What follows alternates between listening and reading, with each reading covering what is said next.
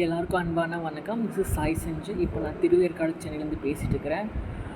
இப்போது சேலம் திருமலைகிரி அருள்மிகு பெரிய மாரியம்மன் கோயில் விஷயமா சில முக்கியமான தகவல் உங்களுக்கெல்லாம் சொல்லலான்னு இருக்கிறேன். என்னென்னு பார்த்தீங்கன்னா, தை மாதம் அன்றைக்கி தேர் திருவிழா நடந்தது. ஸோ நான் தகவல் உரிமை சட்டத்தில் சில கேள்விகள் கேட்டேன். எவ்வளோ வசூலாச்சு, எவ்வளோ வரவு செலவு, அது எனக்கு இன்னும் பதில் வரல. பட் மணிகண்டனுக்கு தகவல் உரிமை சட்டத்தில் என்ன பதில் வந்துருக்குன்னா, அது மாதிரி கோயிலில் திருவிழாக்காக வசூலே ஆகலையா. இது அப்பட்டமான பொய். இன்னும் அந்த கோயிலில் ஊழல் நடந்துன்னு தான் இருக்குது. இதுக்கு யார் பொறுப்புன்னு கண்டிப்பாக அரங்காவலரும் அந்த கோயிலில் செயலாளர்கள் தான் கண்டிப்பாக பொறுப்பெடுத்துக்கணும். ஏன்னா வசூல் ஆகாமல், வருமானம் இல்லாமல், ஃபினான்ஸ் இல்லாமல் எந்த திருவிழா நடக்க முடியாது. அது ஒரு நபர் டொனேஷன் கொடுத்தாலும் சரி, இல்லை வானத்துலேருந்து குடித்தாலும் சரி, இல்லை ஊர் மக்கள் ஜனங்கள் கொடுத்தாலும் சரி, கணக்கில் கொண்டு வரணும்.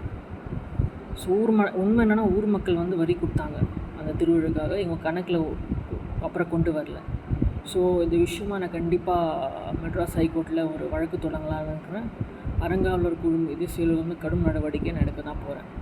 ஸோ பார்ப்போம் என்ன நடக்குது. நன்றி, வணக்கம், ஜெயஹிந்த்.